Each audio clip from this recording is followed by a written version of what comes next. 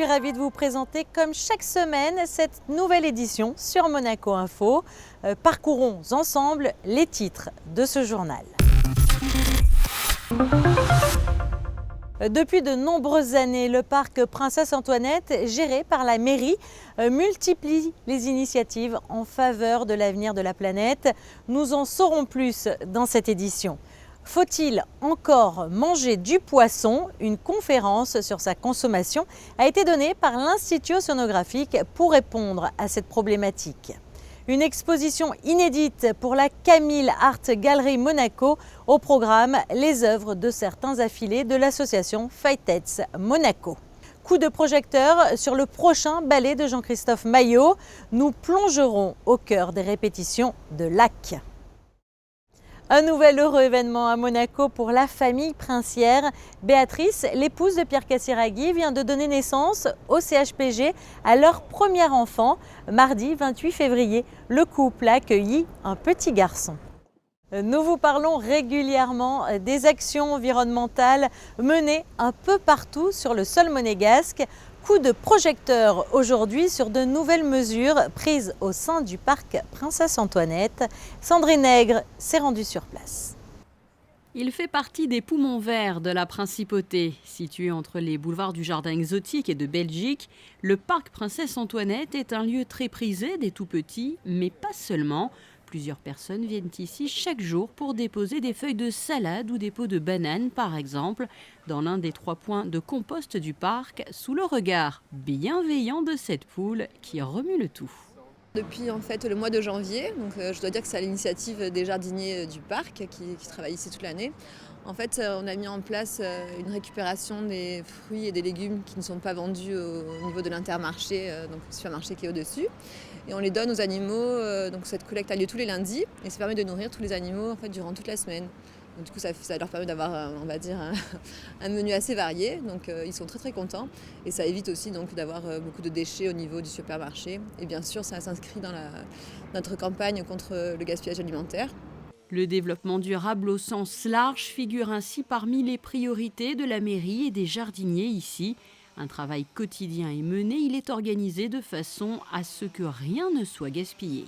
On n'est pas autonome, mais on arrive quand même à s'autosuffire. C'est bien d'agir comme ça. On les amène dans le compost. Le compost, donc, c'est l'action, on va dire, enfin, comment expliquer? C'est la décomposition donc, de tout ce qui est fruits et légumes. Et le résultat, nous, on le réutilise après dans les potagers. Donc, comme on fait des ateliers pédagogiques avec les écoles, eux, après, ils récupèrent la terre du compost qu'ils mettent donc, en surfaçage. Et après, donc, on plante tout ce qui est légumes, salades, les pommes de terre, les tomates, pour leur expliquer qu'en fait, on a un but, on va dire, écologique. Des déchets alimentaires, on les réutilise pour en faire de l'engrais. D'abord, on a élaboré ça ensemble, donc avec notre service. Et puis après, au fil en aiguille, avec les années, donc c'est amplifié. Les écoles donc, sont venues, et puis on a partagé les classes. Et voilà, donc on a fait des panneaux aussi avec l'historique dessus. Et puis donc les enfants, quand ils viennent même le week-end avec leurs parents, ils expliquent le procédé donc, voilà, de tout ce qui est écologique. On a quand même une bonne centaine d'oliviers dans le parc, plus après d'autres arbres, d'autres essences, des jacarandas, des caroubiers. Donc en fait, pour éviter donc, de jeter tout à la SMA, ce qu'on faisait donc, actuellement, enfin il n'y a pas longtemps de ça, je veux dire, eh bien, on broie et on récupère donc, le reste des végétaux qu'on utilise donc, pour faire soit des paillis ou alors en permaculture pour réutiliser donc, ce broyat qui permet de faire pousser les légumes. Moralité au parc Princesse Antoinette, quasiment rien ne se perd, tout se transforme, comme disait Lavoisier. Enfin, tout est réutilisé en tout cas. Alors n'hésitez pas à apporter vous aussi vos petits restes de fruits et de légumes. À l'heure où l'on vous parle beaucoup des effets pervers de la surpêche, alors que des espèces marines sont menacées d'extinction, l'Institut océanographique vient d'organiser une conférence sur la consommation de poissons. Les explications de Patricia Navarro. La consommation des produits de la mer a doublé en un demi-siècle. De 10 kilos par an et par habitant, elle est passée à 20 kilos au niveau mondial en 2015. Dans ce contexte, et alors que les stocks de certaines espèces sont en déclin, l'Institut océanographique vient de proposer à la Maison des Océans à Paris une conférence autour des questions que peut légitimement se poser le grand public, au premier rang desquelles, peut-on ou doit-on encore manger du poisson ? Premièrement, une réponse simple. Il faut modérer sa consommation de poissons. Deuxième réponse, faire attention à ne pas consommer des poissons emblématiques. Bien sûr, ici, je pense au thon, mais il faut maintenant penser à l'espadon. Bien entendu, ne pas consommer de tortue, mais ça c'est le cas également. Pas consommer d'anguilles, par exemple. Donc, on a un certain nombre d'espèces qui sont, je dirais, des espèces interdites. Troisième point, essayer d'explorer de nouveaux territoires en consommant des espèces qui sont peu connues. Par exemple, je pense aux algues marines. La quatrième réponse, c'est donner des indications. Ça dépend de l'espèce, ça dépend de la saison, ça dépend de l'endroit où l'espèce est pesée, ça dépend de l'engin de pêche, ça dépend du sérieux de la pêche, des pêches accessoires, donc c'est très difficile. Il y a des guides, mais si on ne veut pas se transformer en expert en ayant toujours, je dois l'avoir, son petit guide avec soi, bon, on peut aussi s'appuyer sur les labels. Cette conférence réunissant un panel d'experts et de scientifiques s'est tenue en marge de la première semaine de la pêche responsable en France. Pour l'Institut océanographique, il s'agit une nouvelle fois de sensibiliser le public sur la fragilité des écosystèmes marins et promouvoir une gestion durable des mers et des océans. La surpêche, c'est une des menaces qui pèsent sur l'océan. Nous devons y travailler. Il y a une partie réglementaire, une partie coercitive. Il faut interdire la pêche de certaines espèces menacées.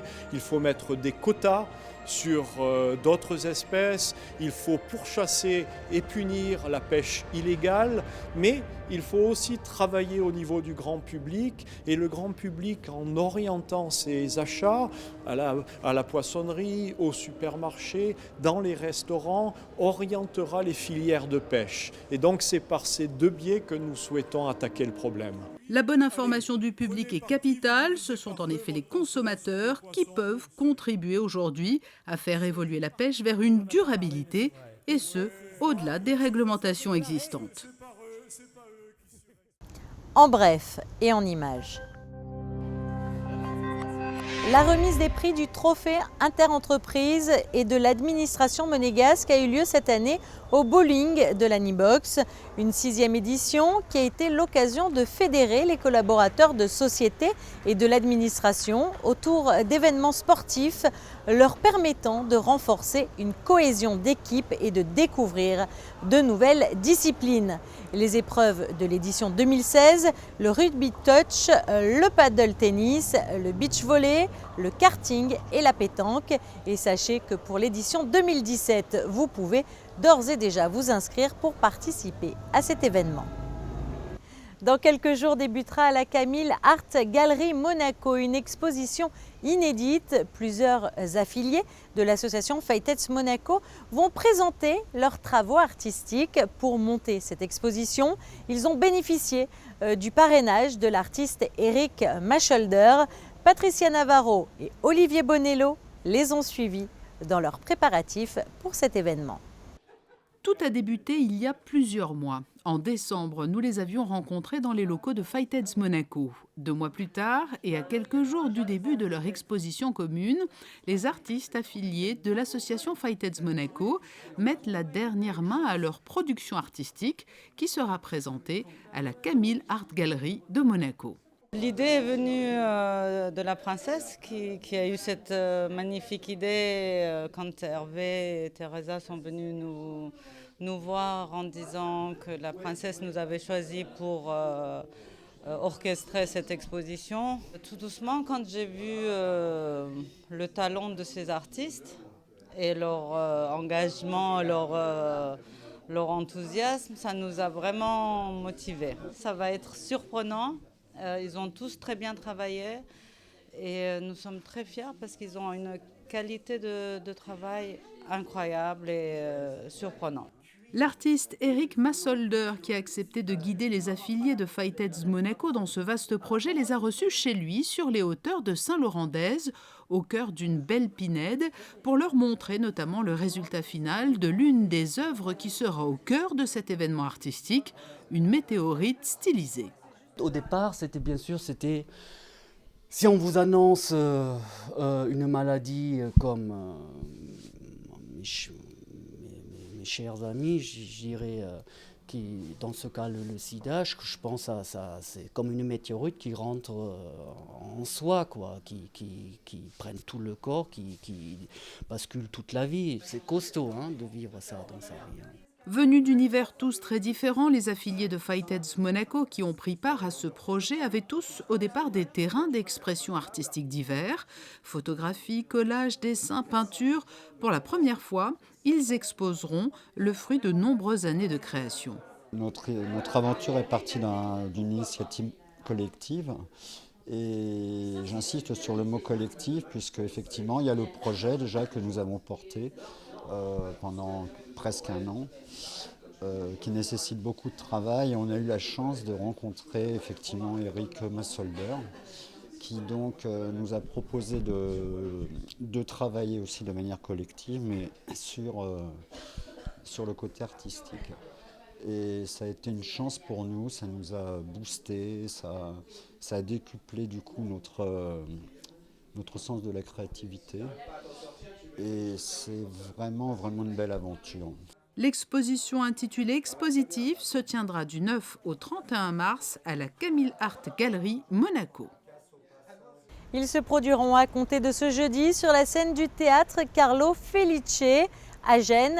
Jean-Christophe Maillot présente Lac jusqu'au 5 mars.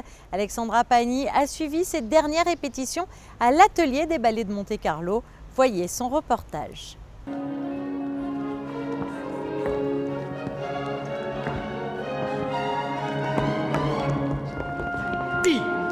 Go, out. E, 2, 3. Ok, stop. Après le songe en 2006, les ballets de Monte-Carlo seront de retour pour la 4e fois à Gênes. Au programme Lac, une relecture de l'un des plus grands ballets du répertoire classique, le Lac des Cygnes. Les spectateurs italiens avaient pu d'ailleurs découvrir pour la dernière fois les danseurs de Jean-Christophe Maillot en 2010 à Turin. Donc là, on aura l'orchestre de Gênes qui va être sous la direction de Nicolas. Et je crois que pour les danseurs, c'est un moment assez important. Et puis ça faisait longtemps qu'on n'était pas allé en Italie. Donc je suis vraiment ravi de retrouver le public à Gênes, où on avait dansé plusieurs fois quand même. Et puis on adapte évidemment toujours le fait qu'il y a encore des nouvelles distributions en permanence. C'est le propre même de la compagnie des ballets de Monte-Carlo. Et là, je dois dire que je suis assez heureux encore, toujours. Parce que les choix me semblent bons, parce que je vois des jeunes danseurs qui sont en train de bien grandir, qui sont en train de prendre beaucoup de maturité et qui commencent à vraiment se révéler. Donc j'ai le sentiment que ce cycle immuable de la transmission d'un danseur à l'autre fait que les ballets restent très vivants et ce lac a une belle vie, il commence à tourner à vraiment beaucoup d'endroits dans le monde. Et là, on va être chez nos voisins, donc ce sera, je pense, un beau moment dans ce beau théâtre qui mérite de recevoir de la danse parce que c'est, je crois, assez difficile en Italie en ce moment et c'est important pour nous aussi de toujours accepter les propositions qu'on nous offre, comme celle de Gênes par exemple. Des jeunes danseurs qui doivent donc rapidement intégrer ces nouveaux rôles. C'est un gros morceau à apprendre, donc les répétitions, c'est pour le moment, on doit tout apprendre, surtout pour les nouveaux. On doit presque tout apprendre en une semaine, donc c'est intense pour le cerveau, mais ça se passe très bien. C'est une ambiance très chaleureuse, je dirais, entre tous les danseurs. Tout le monde s'entraide, aussi ils intègrent super bien tous les nouveaux. Ils nous aident quand on a des problèmes, quand on doit tout apprendre, justement, ils nous montrent bien tous les pas et tout. Enfin, il y a vraiment une chouette ambiance et je me sens très bien entourée.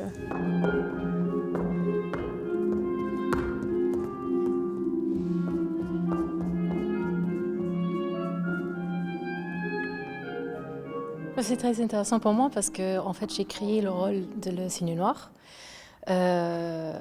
Donc pour moi, c'est toujours intéressant de reprendre quand on fait dans les années qui suivent moi, je change, forcément. Donc, il faut que le rôle il change aussi avec moi, tout en gardant le même noyau de vérité qui est les besoins de Jean-Christophe et les envies de Jean-Christophe. Et en plus de ça, j'ai fait aussi maintenant le rôle de Sa Majesté de la Nuit, qui était le rôle de Bernice Kopitias dans l'époque. Et donc ça, c'est un super travail pour moi, un super honneur aussi pour faire quelque chose qui était fait par Bernice. Déjà, c'est très intéressant et c'est vachement différent que le Cygne Noir. Donc comme ça, je peux jouer deux différents types de rôles et essayer de faire pas la même chose à chaque fois aussi. Même dans le même rôle, on essaie de garder frais et vivant chaque répétition et encore chaque spectacle. Les Cygnes se produiront donc pour la 64e fois depuis la création de cette pièce en 2011. La qui est à découvrir sur la scène du théâtre Carlo Felice de Gênes jusqu'au 5 mars. En basket, en 8e de finale aller de la Champions League, la Roca Team s'est inclinée d'1 point, 69-68 chez le grec de l'AEK Athènes. L'ASM devra gagner de 2 précieux points le 8 mars prochain en match retour pour espérer se qualifier pour les quarts de finale. Ce journal touche bientôt à sa fin. Je vous propose tout de suite vos prévisions météorologiques. Jeudi, un beau ciel bleu et quelques nuages passagers. Le vent soufflera moins fort que les jours précédents et les températures seront agréables. Vendredi, déclin du soleil, la journée sera grise et les nuages se feront menaçants en fin de journée. Ce week-end, le temps sera médiocre avec au programme de la pluie et du vent samedi. Quant à dimanche, le ciel sera changeant. À compter de lundi, la carte météo sera plus agréable avec le retour des éclaircies. Mardi sera quant à elle une belle journée. Ce journal est à présent terminé. Je vous propose de retrouver tout de suite Patricia Navarro pour son magazine Ligne d'horizon. Et puis quant à nous, on se retrouve très vite sur Monaco Info. À bientôt.